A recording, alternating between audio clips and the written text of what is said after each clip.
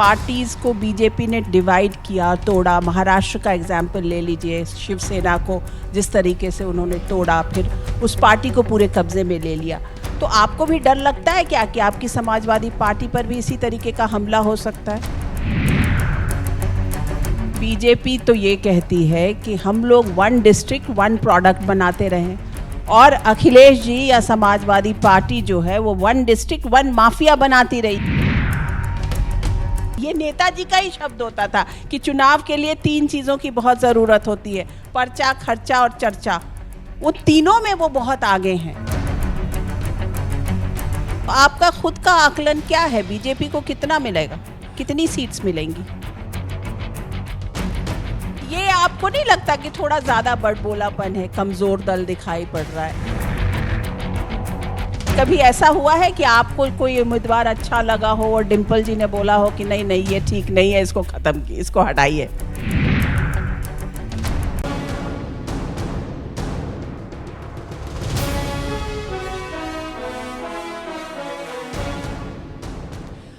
नमस्कार, मैं हूं अनुराधा प्रसाद और न्यूज़ 24 के इस खास मंच मंथन में आप सबका स्वागत है।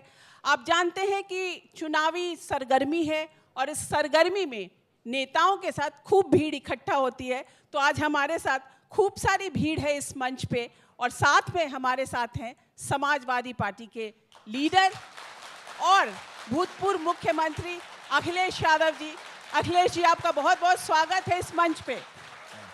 बहुत धन्यवाद आपका इस मंथन कार्यक्रम के लिए। जी अखिलेश जी, चुनावी सरगर्मी है और इस सरगर्मी में ना बहुत मज़ेदार बातें हो रही हैं। केशव प्रसाद मौर्य ने ये बोला कि 100% में 75 हमारा है और बाकी 25 में भी ज़्यादा हमारा है। अब बताइए इसको क्या कहा जाए कि उन्होंने तो पूरा 100% जो है ना वोट अपने तरफ करने की बात कर ली है। वो कह तो ठीक रहे हैं, 75 नहीं 90 बोलना चाहिए उनको, और वो इसलिए बोल रहे हैं वो खुद पिछली जाति के आते हैं। तो उन्हें कहीं ना कहीं ये लगता होगा कि जो 90% आबादी है वो उनसे जुड़ना चाहती है, लेकिन पिछले 10 साल और डबल इंजन की सरकार ने जिस तरह धोखा दिया है, तो जो लोग पीडीए के खिलाफ थे आज वही लोग पीडीए के पक्ष में। कई अखबार जो प्रतिष्ठित अखबार हैं उन्होंने ये लिखा कि भारतीय जनता पार्टी भी पीडीए की तरह अपना समीकरण साध रही है। समाजवादी पार्टी का जो पीडीए का नारा है उसके पक्ष में भारतीय जनता पार्टी ने शपथ दिलवाई है। तो कहीं ना कहीं वो लौट करके उसी मुद्दे पे आ रहे हैं जो समाजवादियों का मुद्दा है। आप पीडीए की बात कर रहे हैं तो थोड़ा क्लैरिफाई कीजिए ना। केशव प्रसाद मौर्य ने तो पीडीए को परिवार डेवलपमेंट पार्टी बता दिया। वो इसलिए पीडीए बोल रहे हैं क्योंकि पीडीए से घबराहट है उन्हें, और घबराहट न होती तो क्या पीडीए के लोगों को शपथ दिलाते? जिस नेता ने उन्हें यह कहा हो कि चल सन्यासी मंदिर में, दूसरी लाइन तो मैं गा ही नहीं सकता। एक जिसको जनता ने नकार दिया और 50,000 ही हार हारा, उसे शपथ दिलाई।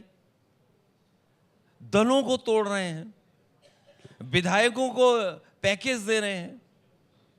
तो अगर पैकेज मिलेगा तो पैकेज क्यों दे रहे हैं आखिरकार? तो खुल के बोलिए ना, पैकेज क्या है? पैकेज सिक्योरिटी का है। आपके विधायकों को भी तो तोड़ा गया है। तो इस क्योंकि जब हमारे विधायकों तक बात पहुंची तो मुझे पता लगा कि बीजेपी के पास पैकेज है, सिक्योरिटी का पैकेज है, सुनने में आ रहा है कुछ ठेकों का पैकेज है, सुनने में आ रहा है शपथ दिलाने का पैकेज है। तो ये सब पैकेज का हिस्सा है। और भी कुछ ऐसे चीज़ें हैं जो स्वार्थ में, लालच में उनके साथ चल देते हैं, जिसके कारण। तो कोई अगर स्वार्थ में जा रहा है अखिलेश जी, तो इसका मतलब तो यही हुआ ना कि जब वो आपके पास आए थे तब भी उनका स्वार्थ ही कहीं ना कहीं होगा। इसमें कई साथी ऐसे रहे हैं जो समाजवादी पार्टी से कई बार जीते हुए विधायक रहे, या कई बार समाजवादी पार्टी के बोर्ड से ही वो जीतते रहे हैं। और वो सामने कौन था जिसको हरा के? वो बीजेपी के बोर्ड से मुकाबला रहा उनका। तो स्वार्थ का सवाल नहीं, आज स्वार्थ था उनका, कुछ पैकेज था। आप देखिए उन्हें पैकेज में क्या क्या मिला है। सुनने में आ रहा है किसी को सिक्योरिटी मिल गई है, किसी को पायलट के लिए एक जिप्सी मिल गई है जो आगे चलेगी। कुछ लोग शपथ का इंतजार करेंगे, लेकिन शपथ तभी हो सकती है जब आप सदस्य उस दल के हों। तो एक बात बताइए कि लोग कह रहे हैं, और ख़ास करके ऐसा देखना जा रहा है कि ख़ास करके राम मंदिर बनने के बाद और उसका शिलान्यास होने के बाद कि मोदी की सुनामी चल रही है, और इस मोदी की सुनामी में आप साइकिल पर सवार हैं। तो सुनामी जो है वो साइकिल कैसे, मतलब थोड़ा अटपटा सा नहीं लग रहा है? आपने नाम बहुत अच्छा रखा है कार्यक्रम का, मंथन। एक समय था जब समुद्र मंथन हुआ था, और ये 2024 में संविधान मंथन होने जा रहा है। एक तरफ इस संविधान मंथन में एक तरफ वो लोग होंगे जो संविधान के भक्षक हैं, दूसरी तरफ वो लोग हैं जो संविधान को बचाना चाहते हैं, संविधान की रक्षा करना चाहते हैं, संविधान के रक्षक लोग हैं। तो कोई सुनामी आए या सुनामी के लिए कुछ तैयारी करें, उससे बहुत ज़्यादा कोई असर जनता में नहीं पड़ने वाला है। सोचिए 60 लाख बच्चे, पेपर लीक हो गया, परीक्षा दी, लेकिन नौकरी कब मिलेगी पता नहीं, कब नौकरी मिलेगी। और अगर ये सुनामी बोल रहे हैं तो गणित समझ नहीं है बीजेपी के लोग कि 60 लाख बच्चे जिन्होंने परीक्षा लिखी थी और पेपर लीक के कारण उन्हें नौकरी रोजगार नहीं मिल रहा है, वो और उनके माता पिता, 3 अगर हम गुणा कर दें 60 से तो 60 × 3 = 1 करोड़ 80 लाख, और 1 करोड़ 80 लाख को अगर हम भाग दे दें 80 लोकसभा से तो 2,25,000 वोट तो उनके खिलाफ खड़ा हुआ है, और कोई एक पेपर लीक नहीं हुआ है। अभी तक इस सरकार में न जाने कितने पेपर लीक हुए हैं, 9 से ज़्यादा पेपर लीक हुए हैं, और इसलिए कराए हैं सरकार ने जानबूझ करके, क्योंकि नौकरी ना देनी पड़े। कोई कल्पना कर सकता है कि डबल इंजन की सरकार हो, आप पेपर लीक करवा रहे हो, सरकार के लोग मिलकर के पेपर लीक कराते हो? इसका जवाब सरकार के पास क्या है? कोई सुनामी बेरोजगारों के सामने चलने वाली नहीं है। यही बेरोजगार इनको पलटने का काम करेंगे। अखिलेश जी, आपकी बात में हो सकता है दम हो, और आपके जो सपोर्टर्स हो वो पूरी तरह से इस बात को समझे भी, लेकिन जनता जो वोट देने जा रही है अल्टीमेटली तो वही बीजेपी जीत के आ रही है ना, तो कहीं ना कहीं आप अपनी बात को पहुंचा नहीं पा रहे हैं। ये 60 लाख लोग जनता के लोग हैं, ये कोई किसी दल से जुड़े हुए लोग नहीं हैं। ये 60 लाख लोग जनता के लोग हैं, इसीलिए मैंने कहा कि आम लोग नाराज हैं इनके। लेकिन अखिलेश जी, वही सवाल है कि इन बातों को आप लोग भुना नहीं पा रहे हैं। अगर सोशल मीडिया पर भी देखा जाए तो जब आप साड़ की बात करते हैं वो ज़्यादा चलता है, और ये बेरोजगारी वाली बात या इन बातों पर, पेपर लीक की बात पर उतना नहीं चल पाता है। मतलब कहीं ना कहीं देयर इज अ डिस्कनेक्ट। बेरोजगारी और जिन नौजवानों ने परीक्षा दी थी उनको ये सरकार फेस नहीं कर पा रही। बच्चों को धरना चला, सरकार ने बहुत कोशिश की धरने को दबा दें, उनकी आवाज़ को दबा दें। इलाहाबाद में धरना हुआ, कई बच्चों को पुलिस उठा ले गई, पूरी बैरिकेडिंग की, जो कुछ सरकार कर सकती थी वो किया। अंततः क्या हुआ? आरओ एआरओ का उन्हें पेपर कैंसिल करना पड़ा, जो बच्चों की मांग थी उसको स्वीकार करना पड़ा। इसी तरह जो पुलिस भर्ती का था, जब सरकार को पता लगा कि लाखों लाख छात्र नौजवान लखनऊ आ गए हैं, सरकार ने अपने आप स्वीकार कर लिया और पेपर कैंसिल कर दिया। ये सरकार घबराई हुई है, और घबराई हुई सरकार को जनता उखाड़ देगी, कोई बचने वाली सरकार नहीं है ये। अच्छा, आपने ना भी संविधान की रक्षा की बात की, क्या संविधान की अवहेलना हो रही है? क्या देख रहे हैं आप? बीजेपी, उनका करीबी परिवार एक संस्था के मुखिया से नहीं, तमाम संस्थाओं से संपर्क में है। इसीलिए हमने कहा कि संविधान अगर बचाना है तो बीजेपी को हटाना है। अगर नौजवान को रोजगार चाहिए, नौकरी चाहिए, तो बीजेपी हटाइए। ये संविधान को बचाने का चुनाव है। और जो बात मैंने कहा पीडीए की, उत्तर प्रदेश में जितनी भी यूनिवर्सिटीज हैं उनके वाइस चांसलर्स कौन अपॉइंट हुए हैं जो बीजेपी के संपर्क में रहे? वाइस चांसलर्स किसको अपॉइंट कर रहे हैं? जो बीजेपी और बीजेपी के परिवार के लोगों को जो खासम खास हैं उनको अपॉइंट कर रहे हैं। तो आम लोगों को तो अपॉइंटमेंट नहीं मिल रहा ना। देश में बहुत सारे दल हैं जो भारतीय जनता पार्टी को हटाना चाहते हैं, लेकिन जिस तरह की लड़ाई उत्तर प्रदेश में होने जा रही है वो आमने सामने की लड़ाई है, और जो उत्तर प्रदेश जीतेगा वही देश का भविष्य बनेगा। और जो लोग 14 में आए थे, जो लोग 14 में आए थे वो 24 में चले जाएंगे। और कभी कभी हम लोगों ने सुना है लोगों से कि हिटलर का भी राज 10 साल रहा था, 10 साल से ज्यादा नहीं रहा था। आप क्या मोदी जी को हिटलर कह रहे हैं? नहीं, मैं नहीं कह रहा, नहीं, मैंने किसी को हिटलर नहीं कहा, मैंने तो केवल राज कहा है। अच्छा, ये बताइए कि मैं बड़े किसी मन व्यक्ति से के बारे में नहीं कह रहा हूं, मैंने तो जो पढ़ा है। और आजकल तो बच्चे गूगल तुरंत कर सकते हैं अगर बात गलत हो मेरी, क्योंकि जो बात ये आपके माध्यम से सुनेंगे वो हो सकता है वो गूगल करें और देखें कि भाई वो राज कितने साल का था। वो भी 10 साल का था, और वहाँ तो एक मिनिस्टर था प्रोपेगेंडा के लिए, वहाँ बाकायदा एक मिनिस्ट्री थी प्रोपेगेंडा के लिए। यहाँ तो पूरी सरकार प्रोपेगेंडा पे चल रही है। लेकिन दो चीजें थी। आपने प्रोपेगेंडा की बात की, तो प्रोपेगेंडा तो लोग बाय कर रहे हैं ना, उसको लोग एक्सेप्ट कर रहे हैं, उससे प्रभावित होकर वोट दे रहे हैं, तो इसको आप कैसे डिनाई कर सकते हैं? अब वो याद कर रहे हैं अच्छे दिन, तो प्रोपेगेंडा था अच्छे दिन। प्रोपेगेंडा ये भी था कि नोटबंदी से भ्रष्टाचार खत्म हो जाएगा। प्रोपेगेंडा और भी था, अभी हाल ही में एक प्रोपेगेंडा चला कि हमें विकसित भारत बनाना है। वर्चुअली उद्घाटन कर रहे हैं मेट्रो आगरा की। अरे वो उन्होंने थोड़ी बनाई है मेट्रो आगरा, वो तो समाजवादियों ने देन है। लेकिन बीजेपी तो ये इसीलिए वर्चुअली कर रहे हैं क्योंकि वो जानते हैं कि अगर सामने आकर के कहेंगे तो जनता स्वीकार नहीं करेगी, इसलिए वर्चुअली करे दे रहे हैं उद्घाटन उसका।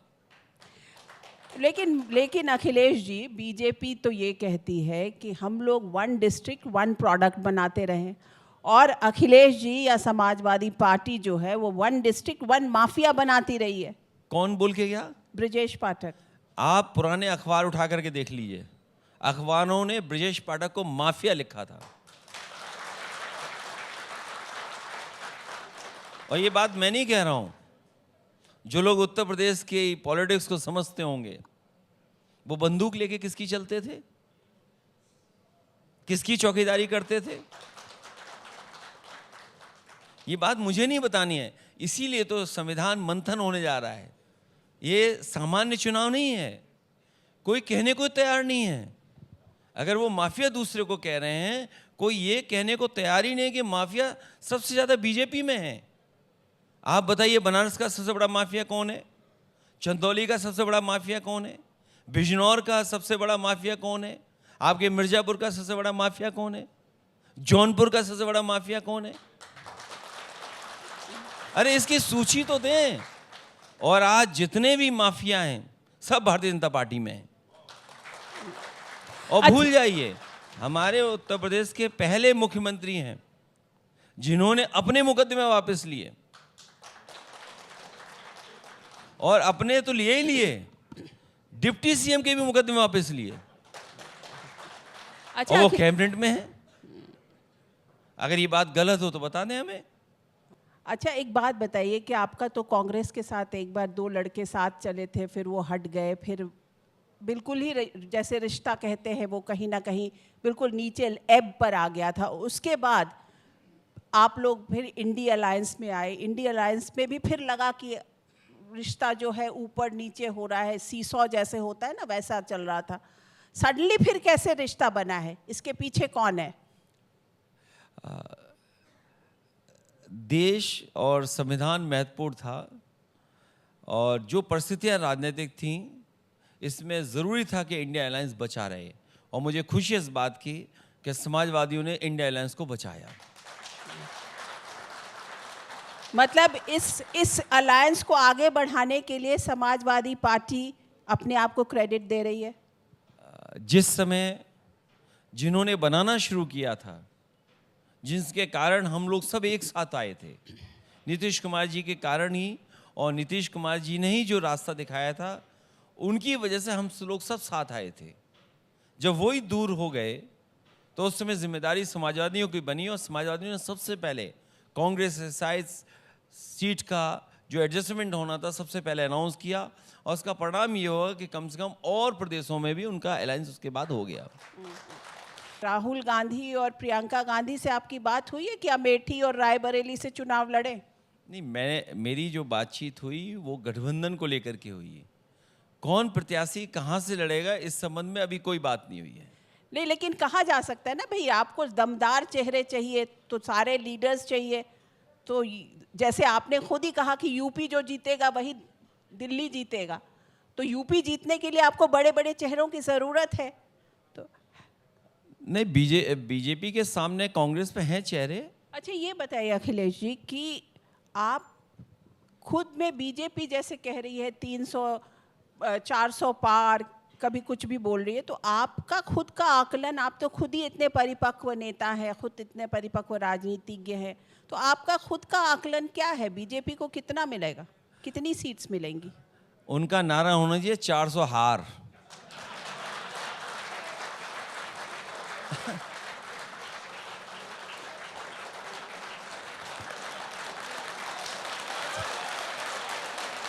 थोड़ा क्लियर कीजिए।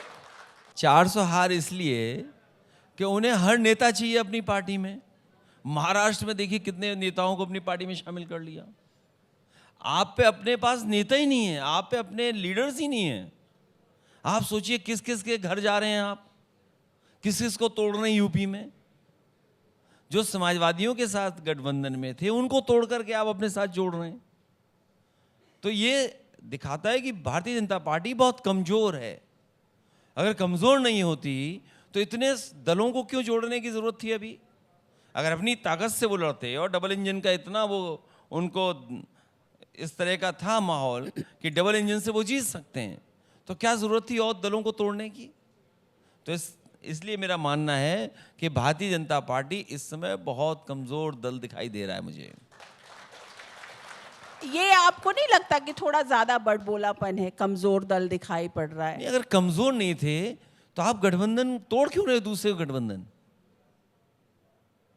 क्यों तोड़ रहे हैं आप? कर्नाटक में आपने दल को तोड़ा, वो गठबंधन में किसी और पार्टी के साथ था, आज आपके साथ है। यूपी में आप देख लीजिए किसके साथ चुनाव लड़े थे, आप अपने साथ जोड़ रहे हैं। आप बिहार का हालत देख लीजिए आप। नीतीश कुमार जी जो गठबंधन बनाने वाले थे, तो बीजेपी को पता था इस बात का कि अगर नीतीश कुमार जी दूसरों के साथ रहेंगे तो भारतीय जनता पार्टी का खाता नहीं खुलेगा। तो उन्होंने न जाने क्या क्या स्वीकार किया होगा। लेकिन फिर ये तो आप लोगों की गलती थी ना कि आपने नीतीश कुमार को फिर संयोजक बनाने की सोच रहे थे। फिर आप लोग नहीं उन समझ पाए ना बीजेपी की राजनीति को। नहीं, हमारी राजनीति नहीं दूसरे लोग समझ पाए। हम उन्हें प्रधानमंत्री बनाना चाहते थे। अब देखिए बीजेपी उन्हें मुख्यमंत्री से रिटायर कर देगी, लेकिन हम लोग प्रधानमंत्री बनाना चाहते थे और वो मुख्यमंत्री से रिटायर हो जाएंगे।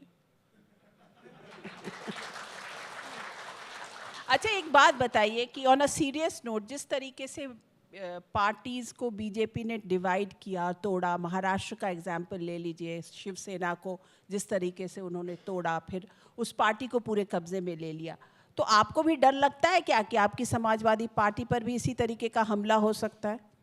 समाजवादी लोग डरने वाले नहीं हैं, और हम तो आपके माध्यम से कहते हैं जिसको जाना है जाए। अब क्यों, अब तो जनता चुनाव लड़ाएगी, जनता नहीं जाने वाली। ऐसे जितने लोग गए हैं उनको जनता सबक सिखाएगी इस बार।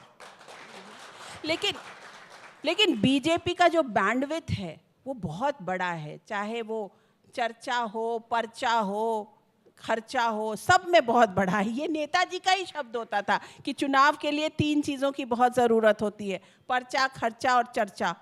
वो तीनों में वो बहुत आगे हैं। तो इसको आप लोग कैसे, इस ऑनस्लॉट को कैसे झेलेंगे, इसको कैसे, इसका मुकाबला करेंगे? जिस तरह से भारतीय जनता पार्टी ने निराश किया किसानों को, एमएसपी की मांग कोई नई नहीं है। किसान मांग कर रहे हैं कि उन्हें एमएसपी दी जाए और कानूनी अधिकार मिले उसके लिए। बीजेपी घबरा रही है। स्वामीनाथन जी को भारत रत्न दे दिया, चौधरी चरण सिंह जी को भारत रत्न दे दिया, इसीलिए कि कम से कम किसानों के बीच जा सकें। ये जो बड़ी लंबी कतार दिखाई दे रही बेरोजगारों की, और सोचिए कितना एक्सप्लॉइट कर रहे हैं बेरोजगारी को, कितना एक्सप्लॉइट कर रहे हैं गरीबों को भारतीय जनता पार्टी के लोग। उन्हें कहाँ जाना पड़ रहा है? नौकरी के लिए रशिया जाना पड़ रहा है, वॉर जोन में भेजा जा रहा है उन्हें। आपके तमाम नौजवान लाइन में लग करके इजराइल जा रहे हैं। सोचिए इससे ज़्यादा कमज़ोर और क्या दल हो सकता है कि जो भारत में नौकरी न दे पाए। और हम तो उत्तर प्रदेश की बात करते हैं जहाँ इन्वेस्टमेंट मीट की गई, कोई एक इन्वेस्टमेंट मीट नहीं हुई। यूपी में लगातार इन्वेस्टमेंट मीट हुई, एक हुई, देश के उद्योगपति आए वहाँ पे, डिफेंस को लेकर के उन्होंने बहुत बड़ा कार्यक्रम किया कि डिफेंस इन्वेस्टमेंट आएगा। क्या आया? ज़मीन पर क्या पहुँचा? नहीं, अभी ग्राउंड। लेकिन अगर यूपी उत्तर प्रदेश की बात करें तो अगर महिलाओं से बात करें, लोगों से बात करें, तो एक सुरक्षा की भावना उनको दिखती है। एक उनको ये दिखता है कि डेवलपमेंट हो रहा है, सड़कें बन रही हैं, इंफ्रास्ट्रक्चर में ग्रोथ हो रहा है। तो ये चीज़ तो है ना, इसको कैसे कोई डिनाई कर सकता है?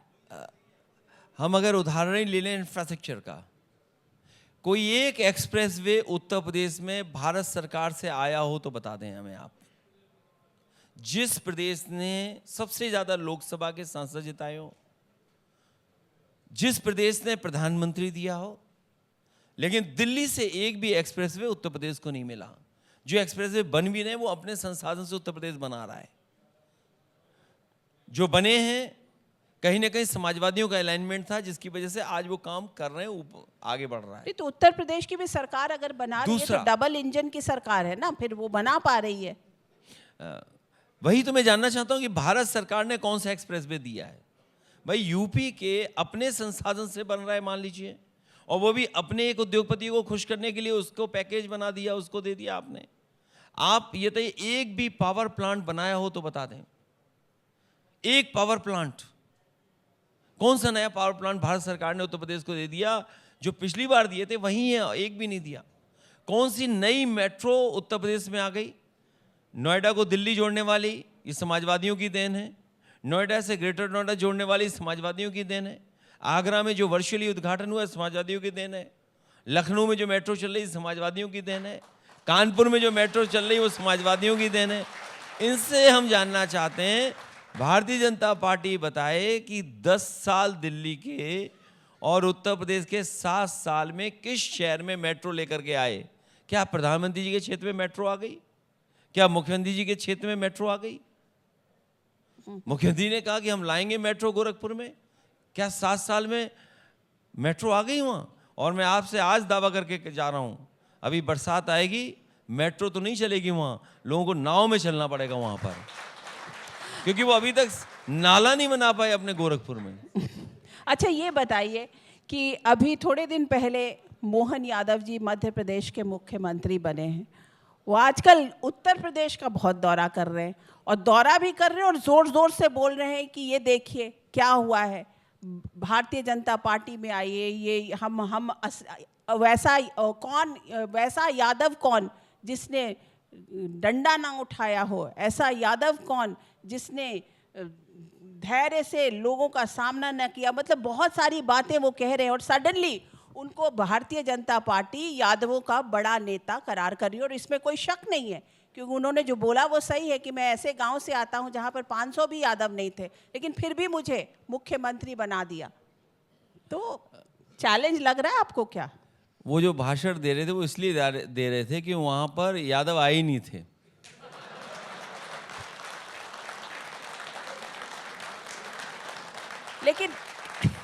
लेकिन एक यादव को खड़ा तो कर रहे हैं ना, वो भी मध्य प्रदेश में उन्होंने यादवों को खड़ा कर दिया। इसको तो आप डिनाई नहीं कर सकते ना। समाजवादी लोग कभी जात के आधार पर फैसला नहीं लेते। और देखिए भारतीय जनता पार्टी के लोग जो कभी हम पे आरोप लगाते थे कि हम जातिवादी हैं, देखो भारतीय जनता पार्टी वाले कितने जातिवादी निकले, और कह रहे हैं क्या कि हमने पिछड़ा मुख्यमंत्री बनाया है, और यादव मुख्यमंत्री इसलिए बनाया कि यादव वोट ले लें। अरे इसी नोएडा में सबसे पहले एक यादव का इनकाउंटर हुआ था, लगभग उसकी जान चली गई होती, वो आज भी व्हील चेयर पे चल रहा है। तब ये बीजेपी वाले कहाँ थे? नहीं, लेकिन तो ये जो घुमाए जा रहे हैं उनका नाम ही अच्छा है, मोहन। तो नाम अच्छा है, हमें उम्मीद है वो 5 साल मध्य प्रदेश के मुख्यमंत्री रहेंगे। कहीं ऐसा तो नहीं यूपी के चुनाव के बाद किसी और को वहां बैठा दें। क्यों, आपको ऐसा लग रहा है क्या मुझे कि उनको हटा दिया जाएगा? देखिए, मध्य प्रदेश का ट्रैक रिकॉर्ड यही है। इससे पहले भी वहां मुख्यमंत्री थे एक? नहीं, वो तो थे। मैं उनसे बहुत व्यक्तिगत मिला था, लेकिन उन्हें हटा दिया गया था। बट शिवराज जी तो बहुत 3 टर्म्स रहे। देखिए, आप यही तो बाबूलाल गौड़ थोड़े दिन के लिए थे ना। देखिए, उन्हें हटाया गया ना, और इन्हें भी हटाया गया जिनका नाम आप ले रहे हैं। कितने मन से वो तैयारी कर रहे थे कि मुख्यमंत्री की शपथ लेंगे। वो मुझे लाइन उनकी याद नहीं आ रही, वो जो उन्होंने कहा था जब वो हट गए तब। कुछ उन्होंने बहुत दुखी मन से कहा था। आखिरकार मुख्यमंत्री तो उन्हें बनना चाहिए था, क्योंकि लाडली योजना से जनता ने वोट दिया। नहीं, बट पूरा मध्य प्रदेश सोच रहा था कि वही मुख्यमंत्री बनेंगे। तो देखिए, बीजेपी ने उन्हें हटा दिया, तो कल उन्हें हटाया था, आगे आने वाले समय में इन्हें हटाएंगे। लेकिन ऑन अ सीरियस नोट, आपका ये कहना है कि मोहन यादव का यूपी में कोई असर नहीं होगा, यादवों पर कोई असर नहीं होगा? हम समाजवादी लोग जातिवादी हैं ही नहीं। और बीजेपी के लोग ये सोच रहे हैं कि किसी को एक पद देने से समाज का भला हो जाएगा। ये पीडीए की लड़ाई बड़ी लड़ाई है जो बीजेपी समझ रही है, इसीलिए मुख्यमंत्रियों को यहाँ भेज रही है कि कम से कम कुछ लोगों को गुमराह किया जा सके।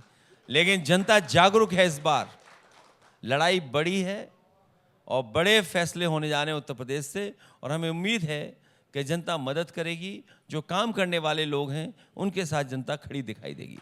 चलिए, एक चीज तो मैंने माना कि आप कह रहे हैं समाजवादी पार्टी जो है वो जातिगत नहीं करती है, राजनीति नहीं करती है।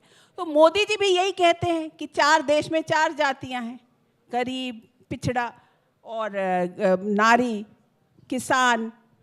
तो आप मतलब दोनों, अखिलेश यादव और नरेंद्र मोदी जाति के मामले पर एक ही पेज पर हैं, दोनों सेम सोच रहे हैं। आप भी यही सोच रहे हैं, वो भी वही सोच रहे हैं। हालांकि ये बात मुझे नहीं कहनी चाहिए, लेकिन फिर भी कह दूं बीजेपी के लिए, अगर उन्होंने मंडल कमीशन की प्रस्तावना पढ़ी होती तो गरीबी को इस तरीके से नहीं बांटते। क्योंकि हमारे देश में जो गरीबी का आकलन हुआ वो जात के हिसाब से हुआ। जो मंडल कमीशन की प्रस्तावना है उसमें यही कहा गया है कि जाति के आधार पर लोग गरीब हैं, इसलिए जाति के आधार पर आरक्षण है। जो बीजेपी का सोचना है वो अलग तरह से सोचना है, जैसे सबका साथ सबका विकास। सबके साथ में सब गैर बराबरी नहीं खत्म होती। आप जब तक गैर बराबरी नहीं खत्म करोगे तो सबका साथ कैसे लोगे आप? जो हमारी लड़ाई है वो बहुजन समाज को आगे बढ़ाने की, बाबा साहब भीमराव अम्बेडकर जी ने जो अधिकार दिए उन अधिकारों के तहत उन्हें हक सम्मान मिले, वो लड़ाई है। तब सबका साथ होगा। अच्छा अखिलेश जी, एक बात बताइए ऑन अ लाइटर नोट, ये बताइए कि जब डिम्पल जी भी राजनीति में हैं, आपका पूरा परिवेश राजनीति में, तो जब डिनर टेबल पर बैठते हैं तो पॉलिटिक्स की बातें होती हैं? नहीं, स्वाभाविक है, क्योंकि आप दोनों लोग पॉलिटिक्स में हैं तो स्वाभाविक है बात तो पॉलिटिक्स की होगी। तो एक बात बताइए कि कभी ऐसा हुआ है कि आपको कोई उम्मीदवार अच्छा लगा हो और डिम्पल जी ने बोला हो कि नहीं नहीं ये ठीक नहीं है, इसको खत्म की, इसको हटाइए? हम लोगों ने मुद्दे डिफाइन कर लिए हैं। मतलब कि हमें बेरोजगारी पे बात करनी है, आपको महिला सशक्तिकरण पे बात करनी है। ये तो मैं नहीं मान सकती हूँ कि हस्बैंड वाइफ के बीच में ऐसी बातें हो, ये तो मैं नहीं मान सकती हूँ।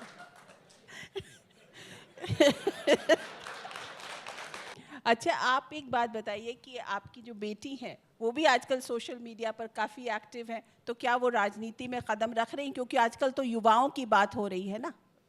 दरअसल वो जितने भी अकाउंट हैं सब फर्जी हैं मेरे बच्चों के। अच्छा। मैं कई बार एफआईआर लिखा चुका हूँ, बीजेपी वाले बंद ही नहीं होने देते हैं। कुछ अकाउंट तो बीजेपी वाले चलवा रहे हैं। नहीं, पर मैं 42 या कितने अकाउंट्स थे, सब पे एफआईआर लिखवाई है मैंने, और अभी तक कार्रवाई नहीं हुई। सोचिए, अगर आप योगी और प्रधानमंत्री जी के खिलाफ लिख दोगे कुछ, कल कार्रवाई हो जाएगी, पुलिस आ जाएगी अभी तुरंत।